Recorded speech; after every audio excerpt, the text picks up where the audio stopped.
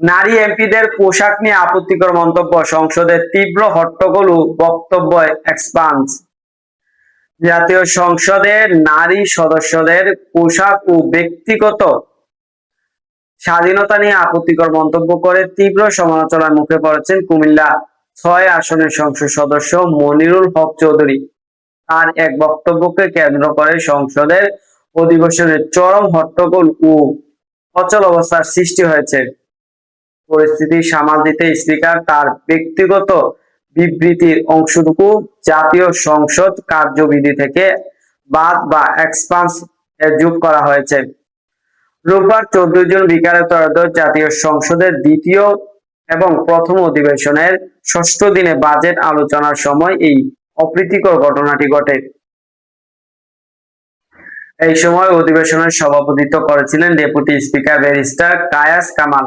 Budget আলোচনায় অংশ নিয়ে মনিরুল হক চৌধুরী প্রথমে বিরোধী দলীয় দল জামায়াতে ইসলামীর কঠোর সমালোচনা করেন। এক পর্যায়ে তিনি 2004 সালের একটি পারিবারিক দাওয়াতের প্রসঙ্গ টেনে উপস্থিতির নারী সংসদ সদস্যদের ইঙ্গিত করে তার পোশাক ও পর্দা নিয়ে আপত্তিকর মন্তব্য করেন।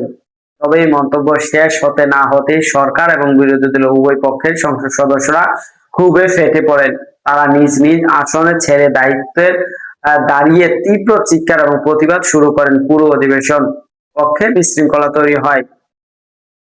পরিস্থিতির নিয়ন্ত্রণ আনতে deputy speaker barrister Kayas Kamal অত্যন্ত কঠোর ভাষায় মনিরুল হক চৌধুরীকে সতর্ক করেন। স্পিকার বলেন যে আমরা সবাই জনগণের ভোটে নির্বাচিত সংসদ সদস্য।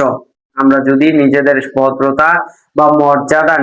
ভদ্রতা মর্যাদা বজায় রাখতে না পারি তবে দেশের মানুষের কাছে আমাদের লজ্জিত হতে হবে। এই মহান সংসদ কারো ব্যক্তিগত স্বাধীনতা নিয়ে কথা বলার জন্য চারণ ক্ষেত্র নয়।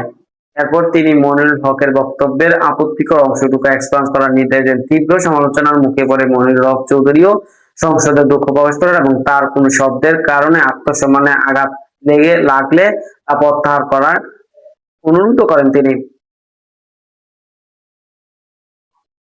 বক্তব্যে বিএনপি এবং প্রধানমন্ত্রী তারেক রহমানের নেতৃত্বে ভূয়সী প্রশংসা করেন। তিনি বলেন যে শেখ হাসিনা সরকারের বিদায়ের পর দেশে পরিচালনায় তারেক রহমান অত্যন্ত সাহসিকতার পরিচয় দিয়েছেন। এছাড়াও কুমিল্লা ঢাকা রেললাইন প্রকল্প এবং সিলেট এবং নোয়াখালীর দূরত্ব কমিয়ে আনার মতো উন্নয়নমূলক উদ্যোগ নেওয়া তিনি সরকারকে ধন্যবাদ দিয়েছেন।